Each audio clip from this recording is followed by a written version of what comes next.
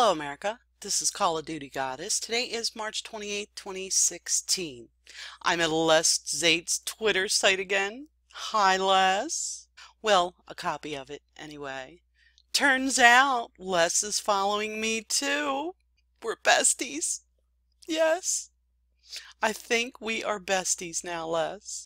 So, who is this cunning goddess? Someone asked. And Les replies, I don't know who is the goddess, but she is a coward that no true patriot would embrace, unless I thought we were besties. Well, maybe your definition of a patriot and my definition of a patriot are two different things. Huh, Les? Anywho, let's go in and check out the Orwellian Oregonian. Hang in there, Les. I'll make it easy for you, sweetie.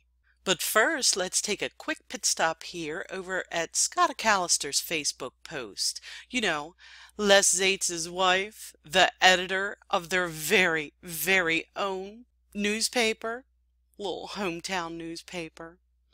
So, on January 27th, Scott Callister says, a review of the national news sites this morning shows many posting the photo of Sheriff Palmer working the roadblock on Highway 395. Palmer earlier drew attention for endorsing some of the refuge occupiers' demands, calling them patriots and saying the FBI should leave. Contradiction? Change of heart? And then a reply comes, could his earlier comments have been part of a plan to get them on the road? Scott Callister replies, ooh, like a double agent would be a good spin, but wouldn't make him real popular with his anti-FS friends. With a little happy face there, Scotta. And then someone else replies with really good questions. Anybody know exactly when the pics were taken and how long he was at the roadblock? Was it actual participation or a photo op on his part? And who is the guy with him in the photos and civvies? And people reply, ask a lot of questions. And someone says, I've been asking questions and pointing out the unspoken side of things since this began, haven't I, Scotta? And I won't stop now. I'm disgusted. Scotta replies, you may be thinking of a pic that appeared to be our district attorney, whose presence would be normal when a big police operation is happening in the area. Scotta, now, you fibber you. How would you know that? Because you haven't talked to the district attorney, have you, Scotta? You also knew exactly where Sheriff Palmer was, why he was there, and what time he was. You were intentionally misleading these folks, especially the person who is asking these very important questions, who trusts in you, who thinks that you're on the up and up, Scotta, doesn't she? She seems like a very, very nice person who just wanted to know the truth, and you knew the truth, Scotta. But you refused to tell it, didn't you? Because you have an agenda, don't you, Scotta? Okay, now that Scotta's out of the way, Les's lovely wife, let's go back to the Orwellian Oregonian and our good friend Les Zates. We're besties, you know. I am at Les Zates' Twitter page, just for a recap here. On January 26th, Les Zates puts, at the roadblock to stop traffic coming south from John Day, Sheriff Glenn Palmer, who once got autographs from Ryan Payne, Jay Ritzheimer, and on the post below it, he states, my early report on developments. And we're going to go check that out, Les. Which brings us to an Oregonian report titled, Oregon Standoff Spokesman Robert Lavoy Finicum Killed. Bundy's in custody after shooting near Burns. And it's by Les Zates. January 26, 2016. Which means, Les, you were in the know, weren't you? You little stinker, you. So was your wife. You know, with pillow talk and all. Because we all know January 26 was the day that Lavoy Finicum was murdered. So, let's scroll down here, and I'll just read these quick 3 paragraphs. This is a quick synopsis of the whole article, and I'll leave the links below so you can read it yourself. The leaders were on the highway bound for John Day, where they were scheduled to participate in an evening community meeting set up by local residents. A crowd of several hundred had gathered at the John Day Senior Center and were subsequently told the guest speakers would not be appearing. The highway was blocked for a 40-mile stretch between Burns and John Day. Police were stationed near Seneca, a small city of 200 south of John Day, with long guns, and they said they didn't know how long the roadblock would be in place. Grant County Sheriff Glenn Palmer was there. Palmer, 2 weeks ago, had met with Payne and Ritzheimer. He later publicly declared that Dwight Hammond Jr. and his son Stephen should be freed from federal prison to help end the standoff. Palmer also has recommended that the FBI leave the Harney County scene and turn the matter to the local police. Well, Mr. Misleading, look at you. Huh. So now that we're finished with Mr. Misleading here, aka Scott McAllister, and Les Zates of the Orwellian Oregonian, let's check out Elliot here. Hey Elliot, I'm a follower, you know. Oh my. On January 26th, he tweets, that photo comes from @KillinDave, who's with a person in Seneca, Oregon. Hashtag Oregon standoff. January 26th, a person replies, is that Grant County Sheriff with the gun? Was he there? If so, was he supporting law enforcement or militia? Oh my, Elliot. You reply, Grant County Sheriff is there enforcing the roadblock. Uh-oh, Elliot. You knew what was going on, didn't you, you little stinker? You outright lied, didn't you, Elliot? Didn't you? Because Grant County Sheriff Palmer was not enforcing the roadblock, was he? You intentionally misled this person.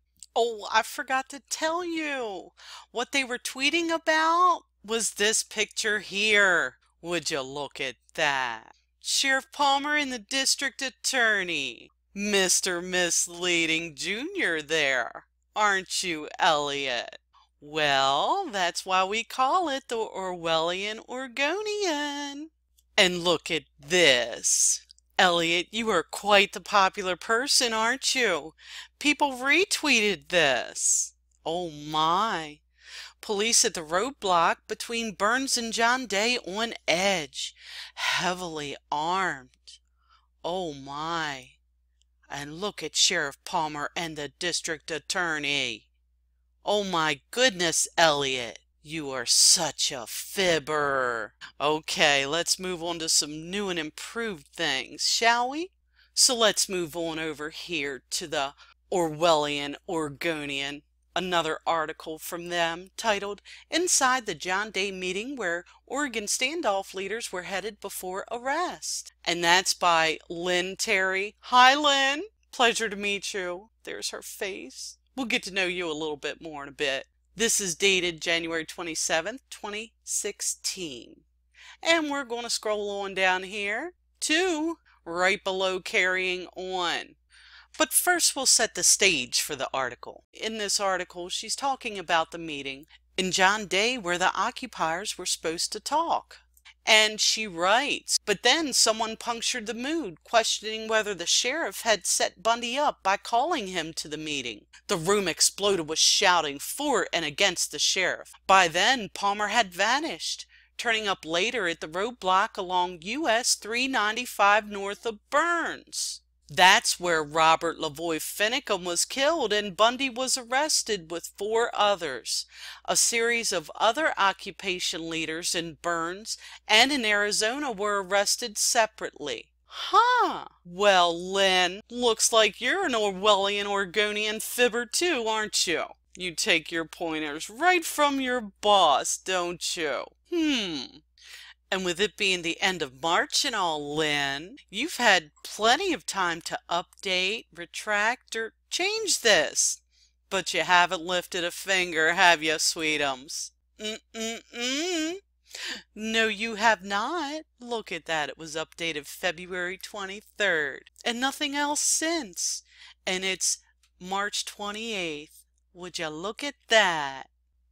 And now we're back at the Orwellian Oregonian in an article titled Oregon Standoff Occupiers and Sympathizers Revealed. And that's written by Lynn Palumbo, March 26, 2016. Now, what this article is about is exposing the people who visited the Moyer Wildlife Refuge. And you're using scare tactics, aren't you, Lynn? You guys are trying to scare the people there in Oregon. Shame on you. We'll skip over much of this because she talks about things that we already know. She talks about the protest and when the wildlife refuge was taken over and such. So we're going to skip over that, a lot of that. And she goes on to talk about how the Oregonian, the Orwellian Oregonian, has identified through news reports, photographs, social media posts, and YouTube videos at least 108 adults and 20 children who spent any amount of time at the refuge during the 41-day occupation. Lynn, you should be ashamed of yourself, talking about children like that, exposing children.